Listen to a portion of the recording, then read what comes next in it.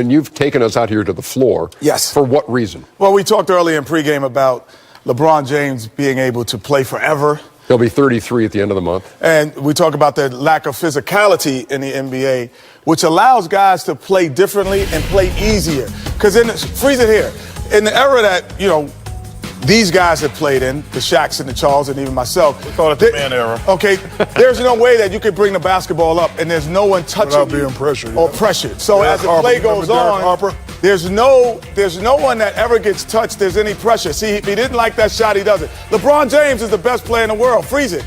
There's no defensive pressure or touching because of the new rules in the current state. So here's a guy who can play probably forever in this type of environment. And so you swing the ball around. No one's ever been touched once they get on the perimeter, and then you can just get wide open threes, and if you don't like it, take it later.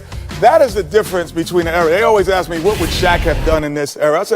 Or Charles. I said, Charles would have probably scored a chameleon points. And I was like, Shaq would have maybe a kabillion.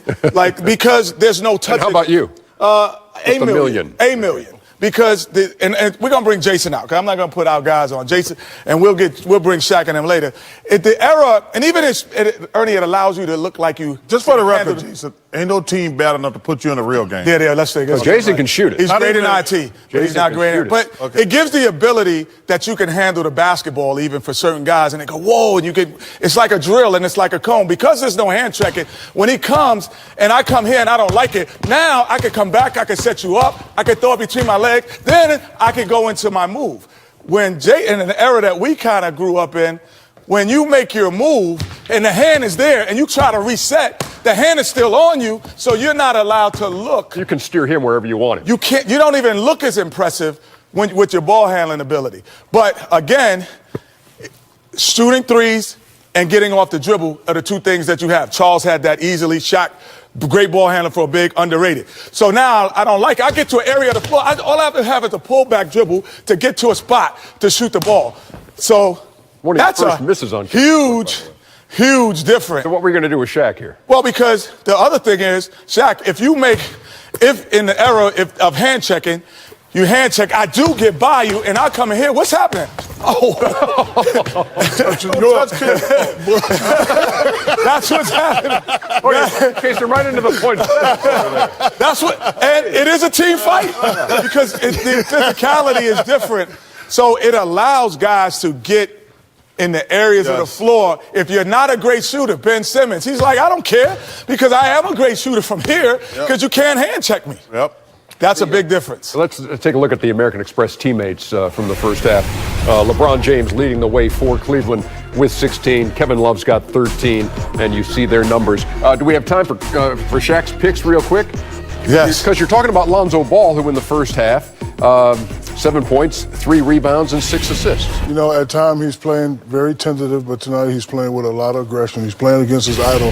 He's doing pretty good, At the beginning of the game, they said he, padding his game after LeBron right there. LeBron makes a lazy pass. He almost blew his knee out right there, but he made the layup. Right here, this is what he does the best. He gets the ball.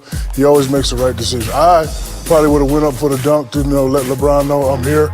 Right here, he's not really confident in that shot. That's a great look. That's what he does right there. He's passing the ball. So he's playing a little bit aggressive. I still would like to see a lot more aggression. What you going to say, Chuck? I want to say something. First of all, I can't believe people be running at this dude.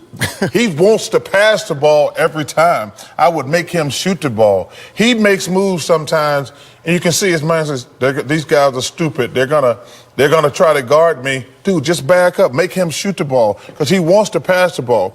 But I tell you what's going to be interesting on the Cavaliers part of this, the Isaiah Thomas thing. Isaiah is a terrific player, but he needs the ball. You look at Oklahoma City, one reason they're struggling, they got 3 guys who need the ball to be. Could he beat Kyrie then? Kyrie? No. Could he do what Kyrie did?